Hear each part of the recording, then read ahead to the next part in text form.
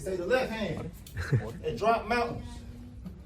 They say the right hand, be slaying dragons.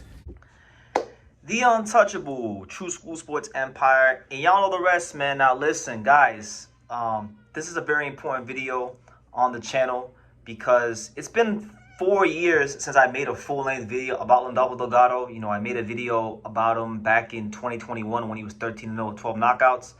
And I was saying some pretty positive things about him 4 years ago. You know, I was saying that at that time, going into the next era of the 140 division, I felt like that he would have a chance to, you know, be world champion and be a big factor in the division.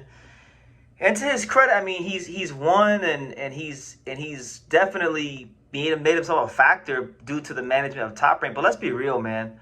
Like, sometimes you can see a fighter early in their career, their first 10 fights, you know, 15 fights, and then they step it up, and then you find out, okay, this fighter wasn't exactly what I thought he was. And then sometimes you get guys that don't look that great early in their career, and you're like, damn, this guy was a lot better than I thought he was. So that's part and parcel of the game, of the fight game. Fighters can progress and regress. And I gotta say, you know, you look at last night's fight against Gabriel Golas, I don't think Lindolfo Delgado won that fight. I don't think he won that fight. I don't think he beat Elvis Rodriguez the fight before that.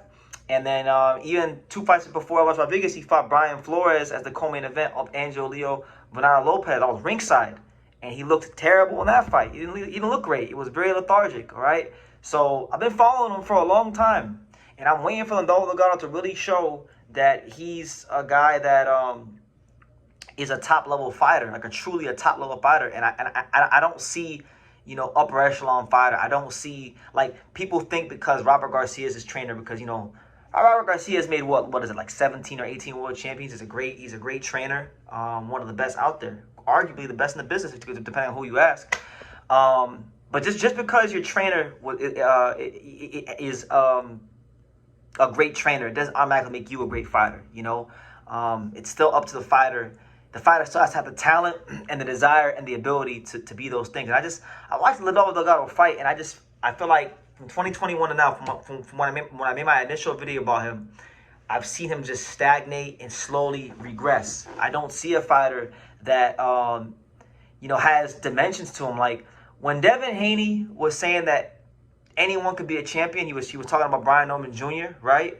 I don't think what he was saying applies to Brian Norman Jr. because I feel like Brian Norman Jr. has done more than enough to validate himself as a champion. But I think the reason Devin Haney said that is because of fighters like Lindolfo Delgado, these fighters on Top Rank that get moved very, very well, that get put with the right fights at the right time, that don't look sensational, that we know aren't creme de la creme, top shelf, skillful fighters, and, you know, they get a belt around their waist because of circumstance.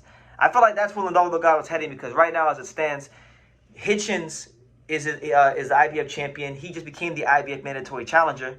I don't think he beats Hitchens. The only way he beats Hitchens is if Hitchens is absolutely weight drained, which is possible because Hitchens has had weight problems in the past and he's big for the 140-pound division. But if Richardson Hitchens is anywhere close to full strength or just healthy going into the ring, you are getting 12-0'd.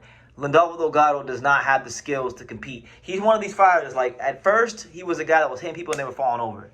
But as time has went on, with time and higher competition has shown me about Lindolfo Delgado time and time again, is that if you're durable and you don't allow him to get downhill on you and push you back and land all these punches to the body, Lindolfo Delgado does not have the skills to make adjustments. There's no adaptability to his skill set whatsoever. And really and truthfully, when I look at the top ranked stable, you know, from the contenders to the champions to the prospects, I don't think there's no more fighter or more overrated than Lindolfo Delgado. Like, because he's getting all this push, and I hate this shit because the boxing industry has the guys they want to promote and the guys they don't want to promote, and the guys they don't want to promote gotta get thrown to the wolves and win fights to get any success in the sport. But then you have the guys that they want to be successful, and Delgado is a guy that you can clearly see the powers that be at Top Rank want to be successful because he's a Mexican Olympian.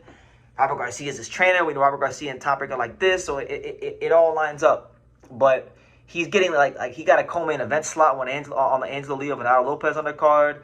You know, he gets to fight like very, very high up in cards and get exposure. Like, and I really feel like the more and more I'm watching Lindolfo Delgado and his performances, he's a prelim fighter. He is a prelim fighter. And I hate to say that, but like I said, time and better competition has shown me that Lindolfo Delgado does not have the skills, the IQ to break down high-level opponents. And it's a shame because early on in his career, you know, I saw a guy that had big potential. But, you know, again, fighters can progress and regress. And I feel like he stagnated and definitely regressed as a fighter. So it's possible that Hitchens could drop that belt and maybe Lindolfo Delgado could fight, what's his name, Oscar Duarte or the Chechnyan Wolf Artur Biarslanov. But like I don't even think he could beat those guys. And truth be told, I mean, he's just getting the benefit of the doubt. Like every time, he's just one of those fighters. He has the politics on the side. He's got Robert Garcia on the side. He got Top Rank on the side. Like you fight Gabriel Golas last night, you get out boxed, you get put on your ass in the 12th round. It's not enough. You win by split decision. You know, you fight Elvis Rodriguez. Elvis beats you and really outworks you, and you know that's not enough. Top Rank gives you a decision. You fight Brian Flores in a fight where you don't do anything really. Top Rank gives you, you know, another split decision or majority decision victory. So he's getting the benefit of the doubt, and I think, you know, as much as I want to dislike what Devin Haney said about anybody could be a champion, when I look at Lindolfo Delgado being so high up in the rankings and knocking on the door of a world title shot, it's like, damn, well maybe he's right. Maybe it doesn't apply to Brian Norman, but for certain fighters in boxing, I think what Devin Haney is saying is quite accurate. So look, man, Lindolfo Delgado, he's not doing it for me. He's not cutting the mustard. He's getting gift decision after gift decision. And even if he's not, he's still not looking good in his fights. Like, this is bad, guys. He's not really getting the criticism he should, because I don't think enough people care about Lindolfo Delgado like that. But man, he's really getting too much push from Top Rank, and they gotta scale him back. They gotta send him back to the prelims. Like, he's not ready for no damn world title. Not against no good, not against no real fighters.